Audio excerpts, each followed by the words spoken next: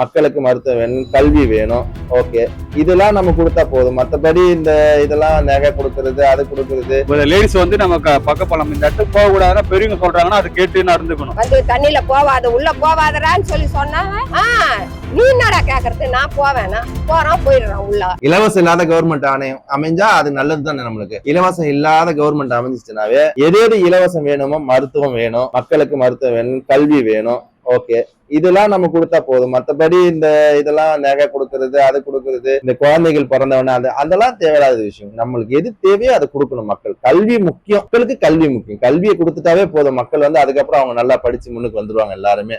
அது ஒரு பெரிய விஷயமா தான் இருக்குது. எதுக்கு எடுத்தாலும் இப்ப போய் கல்வி போனீங்கன்னா எல்லாமே பைசா தானே. எது எடுத்தாலும் காசு, சும்மா ஒரு சீட்டான காசு, எல்லாத்துக்கும் காசு காசு. அதுதான் அது கல்வி கரெக்டா கொடுத்தா போதும். மத்த எதுவுமே இலவசமா கொடுக்க தேவையில்லையா. மக்களுக்கு கல்வி தானே முக்கியம். கல்வியை கொடுத்துட்டாங்க அவங்க வளர்ச்சிக்கு உண்டாயிடுவாங்க. அரசியல் காலகட்டத்தில் பாத்தீங்கன்னா பெண்களுக்கு வந்து நிறைய அநீதியில நடக்குது இல்லையா. சின்னவங்கள இருந்து பெரியவங்க எல்லாருமே நடக்குது. இது வந்து பாத்தீங்கன்னா அரசாங்கத்தோட தவறா இல்ல அந்த துறை காவல்துறையின் மேல தவறா இல்ல யார் மேலனா இது தவறு? இது வந்து நம்ம அரசாங்கம் மேல இது பண்ண முடியாது. காவல்துறையும் கொஞ்சம் பாதுகாப்பா நம்ம இது பண்ணணும். இவங்க கரெக்டா இது பண்ணாங்கன்னா இதுவாகும். லேடிஸ் வந்து நம்ம பக்கப்பழம் இந்த இடத்துக்கு போக கூடாதுன்னா பெரியவங்க சொல்றாங்கன்னா அது கேட்டு நடந்துக்கணும். போகாத இடத்துக்கு போனோம்னா திருப்பி அந்த மாதிரி பிரச்சனை தான் ஆகும். அது லேடிஸ் வந்து பாதுகாப்பா இருக்கும். அந்த பெரியவங்க பேச்சு கேட்டு போனா நல்லா இருக்கும். அரசாங்கம் போயிட்டு இப்போ எல்லாரும் போயிட்டு அரசியல் இருக்கிறவங்க போய் அவங்களை கொலை பண்ணீங்களா, திருடினாலாம் சொல்ல மாட்டாங்க. அரசியல் காவல்துறையும் சொல்ல மாட்டாங்க. இது மக்களா வந்து ஒரு கண்ட்ரோல் இல்ல, இப்படி இதுல விட்டுருவாங்க அதுல விட்டுருவாங்க அப்படின்ற ஒரு. ஆமா, அது வந்து அரசியலையும் சொல்ல முடியாது, அரசாங்கத்தையும் சொல்ல முடியாது, போலீஸ் ஸ்டேஷன்லயும் சொல்ல முடியாது. அது மக்களோட தவறு தான். மக்கள் விழிப்புணர்வு இருக்கணும். மாணவர்களுக்கும் எல்லாருமே அது இன்னும் மோசமா ஆகினே தான் போவோம். இன்னும் இதுக்கு மேல்பட்டு யாராலையும் திருத்தவே முடியாது. திருத்தறதுக்கு சான்ஸ் கிடையாது. எப்பா நீ எப்பயாப்பட்ட முதலமைச்சர் வந்தா கூட இதுக்கு மேல்பட்டு திருத்தறதுக்கு யாரும் ஆள் கிடையாது. இதை மாற்றவே முடியாதாம்மா. இது அவ்வளவுதான். அவ்வளவுதான், அந்த வரைக்கும் வாழ்ந்துட்டு போக வேண்டியதுதான் காலமே இப்போ.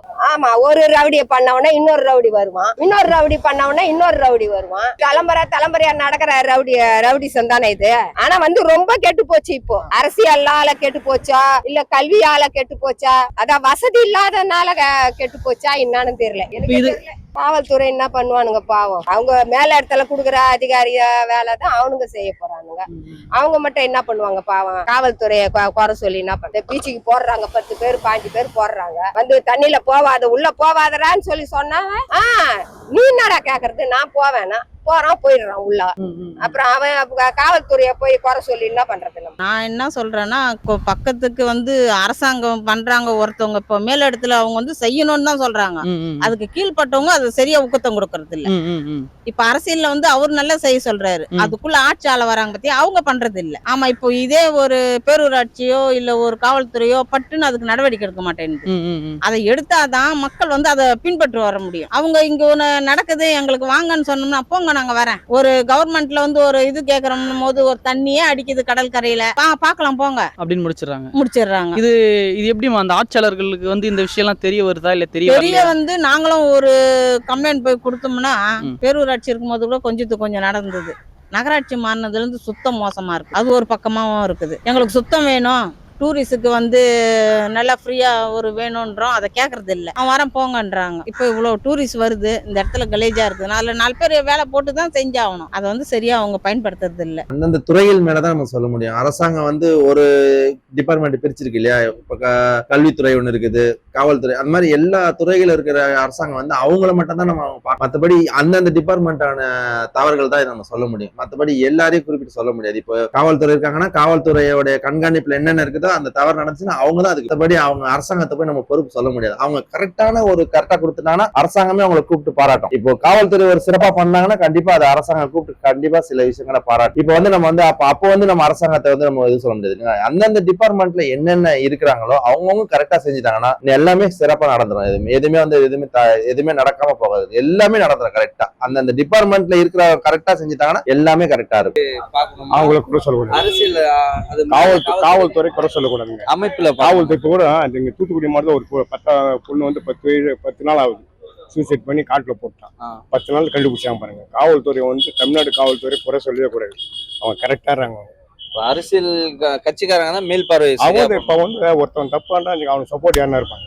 ஆனா மூடி மறைக்குது. ஆனா காவல்துறை அப்படி கிடையாது, கரெக்டா இருக்கும். அரசாங்கம் கரெக்டா இருந்தா எல்லாமே கரெக்டா இருக்கும். என்னோட கருத்து அதுதான். அரசியல்வாதிகளும் கரெக்டா இருக்கும், அது இருந்தா எல்லாமே கரெக்டா இருக்கும். வழியே இல்ல. ரெண்டாவது எம்ஜிஆர் வந்தாதான் மாத்த முடியும்.